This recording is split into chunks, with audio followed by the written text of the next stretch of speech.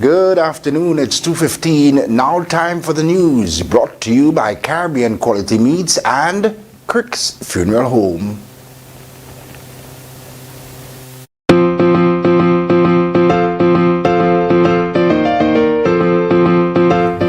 What's happening? The owners of this prestigious financial institution will be visiting us this morning.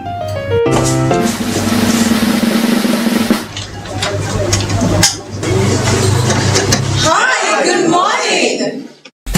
At the National Farmers and General Workers Cooperative Credit Union, we are aware that you're not only a member, but you're the owner of this thriving institution, and as such we go above and beyond to respond to your various financial needs. We offer savings accounts, minors accounts, loans at low interest rates, and fixed deposit options. Visit us at our Viewfort, Castries, or Borderage branch. And remember, at the National Farmers and General Workers Cooperative Credit Union, you are not just a customer, you are family.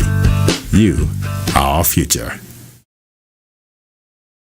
The chicken you feed your family, we make sure it's healthy. Caribbean quality meats, Caribbean quality meats. Hormone free, all natural, antibiotic free. Chicken so tasty. Caribbean quality meats, Caribbean quality meats. Trusted quality, yeah, cause the chickens grow right here. 100% all-ocean, right price, easy decision. Caribbean Quality Meats offers premium quality at affordable prices and produced right here in St. Lucia. Visit social media at Caribbean Quality Meats for more info. Available at all leading supermarkets. So, this is goodbye. A professional one. A meticulous one. One with unique options. And total support. With multiple locations, we are focused on your hour of need. And so, this is the final goodbye. Be it traditional, at sea, or cremation, the Crick family will be here to help your family during life's most difficult moments. Crick's Funeral Home, telephone 452-2780 and 459-9212.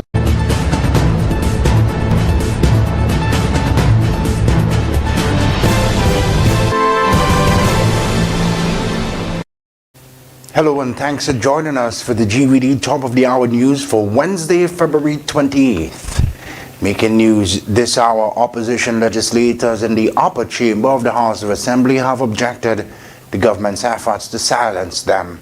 In fact, on Tuesday, opposition senators staged a walkout during the debate on the Tourism Development Bill. This after the President of the Senate, Alvina Reynolds, denied opposition Senator Dr. Angelina Polius the opportunity to debate the bill. Dr. Polius says Tuesday's development in the Senate indicates clearly that democracy is under threat on St. Lucia. Two of us were denied an opportunity to make our submissions on the Tourism Development Bill.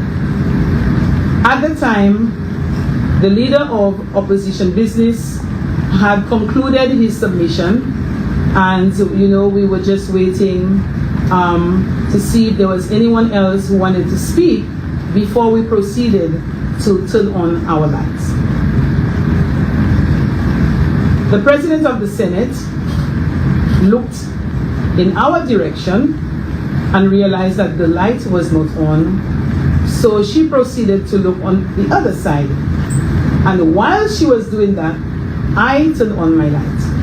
Of course, perhaps she did not see, and so she did not really recognize it.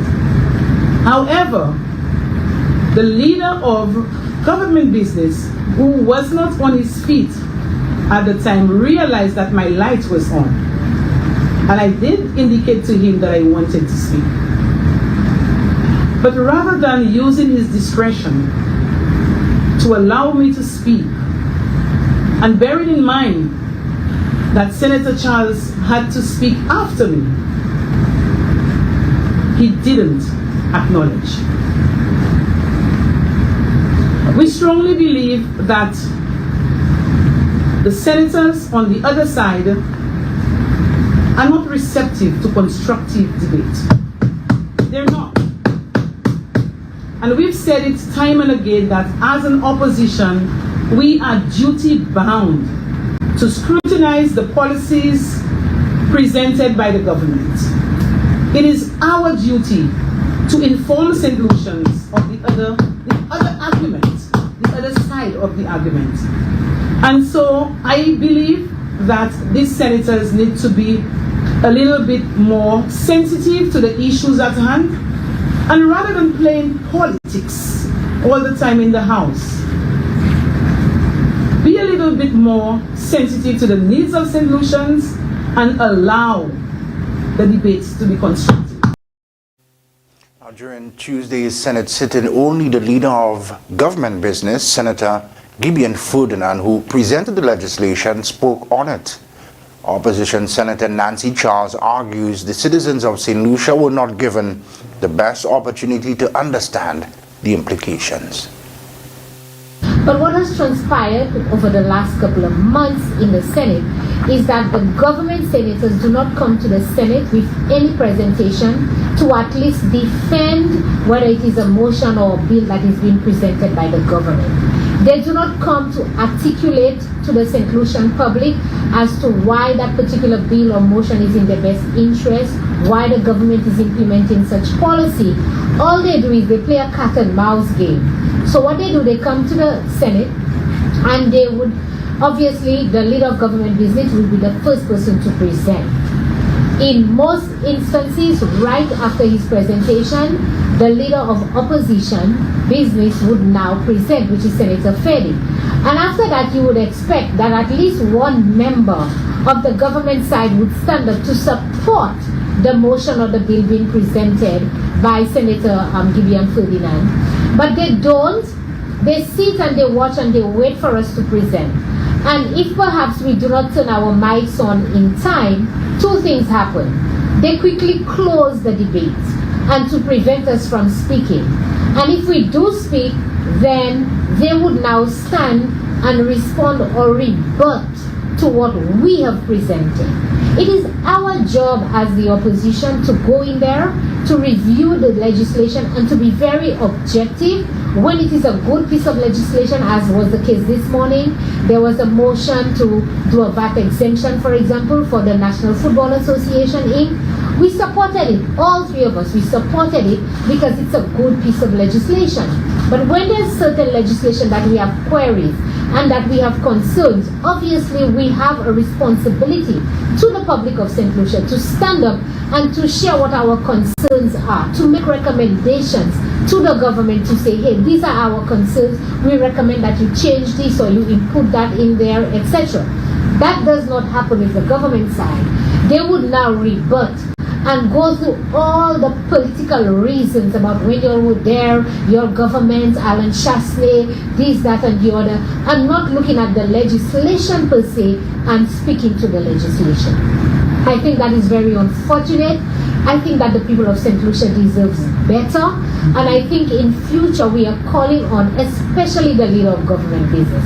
I had a well-documented presentation in the Tourism Development Bill. There are lots of areas of concerns. There were lots of questions that I had highlighted that I wanted to make a presentation on. And obviously the plan was that Senator Polius would have spoken before me, and after Senator Polius, I would have then spoken. So in light of what transpired, we as the opposition felt, the two female members of the opposition, we felt we were denied that opportunity. Opposition Senator Nancy Charles. In more news within the Parliament of St. Lucia, the recent announced resignation of Deputy House Speaker Jeremiah Norbert has left several observers and pundits questioning what next and or whether the Parliament is facing a dilemma. It is widely believed that Norbert's resignation is to take up ministerial responsibility following the recent illness of Home Affairs Minister Dr. Virginia Albert Poyot. But who will become the new Deputy Speaker? In accordance with Section 30 of the Constitution, a person who is not a member of the House and elected to be Speaker shall, by virtue of holding the office of Speaker, be a member of the House and therefore can conduct the business of the House. The same applies to the position of the Attorney General. There is no such provision, though, made for the Deputy Speaker. Therefore, he or she can be recognized as a member of the House. Now, for the House to proceed to conduct the business of the day, the presiding officer must be legitimately in place. The Speaker can come from outside the House. However, our sources reveal that the government is seeking to amend the Constitution to also allow for a non-elected member to become Deputy Speaker. But observers argue that Section 30 was not amended and cannot be amended without a referendum.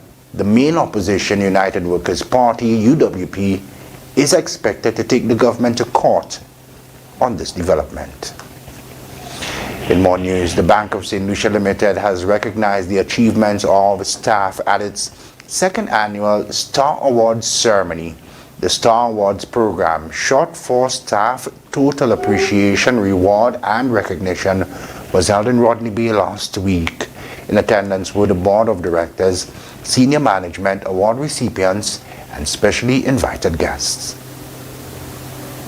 BOSL's HR department went above and beyond this year in hosting the bank's annual Star Awards initiative outside the four walls of the financial institution. Employees across BOSL's many branches island-wide were recognized via nominations and awards for their outstanding achievements for end of year 2023, whilst treated to a luxurious evening of delectable local cuisine and music. Chairman of the bank's board of directors, Mr. Everestus Jamari, says the Star Awards should become the staple event on the bank's calendar of activities every year. Every activity that the bank is involved in is designed to satisfy the needs of our customers. And the people who are most impactful in terms of satisfying customer needs are you. Those foot soldiers at the front line. You make all the difference. We could decide on all sorts of policies at board levels, at executive levels, but at the end of the day, the implementation of those policies depends on you. So it is very proper and fitting that we recognize those people who make that difference in the front line. Since the opening of nominations in November 2023, the STAR program ended with a total of 55 nominations in categories including Years of Remarkable Service, the BOSL Star Award, the Innovation Award, the Essence Award, the Unsung Hero Award, the High Five Awards, and the Managing Directors Awards. We revamped these awards 3 years ago. 2022 was pretty much COVID awards, so we had a quiet little ceremony, maybe about 10 people in the boardroom. But last year we had maybe about 20-30 people in the boardroom, and here we are tonight. So it's a true testament. If we build it, they will come. And we certainly intend to build it. We intend to build, continue to focus on building a company that strives for excellence and recognize that excellence requires the continual striving of everyone, but it requires some people to be exceptional. Some of the awardees that night included Mrs. Martina Donnelly, who won the Essence Award, Minerva Oculant Moses, and Shahid Kalisharan, who won the Innovation Award, Cassandra Richardson for the Unsung Hero Award and Risk and Compliance Department, and the BOSL Software Branch for the MD's Award. The revised STAR program was launched in July 2022 and signifies BOSL's dedication to recognizing individual achievements and commitment to fostering a culture of engagement, productivity, and mutual appreciation within the organization. In more news, St. Lucia's sprint sensation Julian Alfred is set to create history this coming weekend at the 2024 Indoor World Champs. 20 reigning world champions including 7 gold medalists from the Tokyo Olympics are among the entries for the World Athletics Indoor Championships Glasgow taking place the 1st to the 3rd of March. The final entry list confirmed that 651 athletes and 133 teams have been entered for the global event. Competition is expected to be fierce with key head-to-heads including Julian Alfred versus Iwa Suwada in the women's 60 meter. On February 6, Suwada won the event at the Copernicus Cup in her home country of Poland with a world lead time of 7.01 seconds. But days later, St. Lucia sprint queen Julian Alfred blazed a new world lead with a time of 6.99 seconds at the 2024 Melrose Games in New York City. The 651 entries comprise 331 women and 320 men. 18 of the gold medalists from the last edition of the championships will be in action in Glasgow, vying to earn another global title. Official starts list will become available after the technical meeting today, Thursday, February the 29th in Glasgow. Event-by-event previews will be published in the upcoming days on the World Athletics website. Now, Julian Alfred is set to bring home St. Lucia's first international athletics medal at this weekend's Indoor Athletics World Championships. Of course, we wish her the very best. Finally, this hour, the Ministry of Equity, Social Justice and Empowerment has resumed normal business operations of its Welfare and Human Services Department at the Trinity Church Road, Castries location. This follows a deep cleaning exercise. Individuals wishing to avail themselves of services of the two units can come in once the office is open from 8 a.m. to 4:30 p.m. Mondays to Fridays. That's the latest developments making news across St. Lucia this hour. On behalf of the entire GVD team, my name is Shannon LeBon. I'll see you again next time.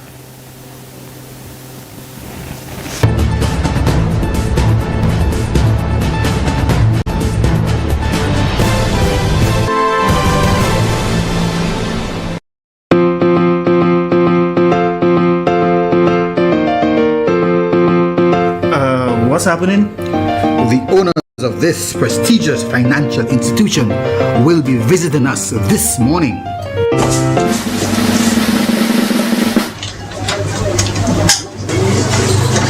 Hi, good morning. At the National Farmers and General Workers Cooperative Credit Union, we are aware that you're not only a member, but you're the owner of this thriving institution.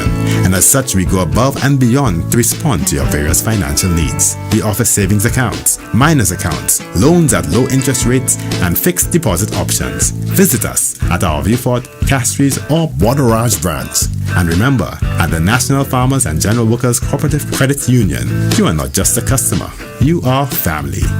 You are our future. The chicken you feed your family, we make sure it's healthy. Caribbean quality meats, Caribbean quality meats. Hormone free, all natural, antibiotic free. Chicken so tasty. Caribbean quality meats, Caribbean quality meats. Trusted quality, yeah, cause the chickens grow right here. 100% all Lucian, right price, easy decision. Caribbean Quality Meats offers premium quality at affordable prices and produced right here in St. Lucia. Visit social media at Caribbean Quality Meats for more info. Available at all leading supermarkets. So, this is goodbye. A professional one. A meticulous one. One with unique options. And total support. With multiple locations, we are focused on your hour of need. And so, this is the final goodbye. Be it traditional, at sea, or cremation, the Crick family will be here to help your family during life's most difficult moments. Crick's Funeral Home, telephone 452-2780 and 459-9212.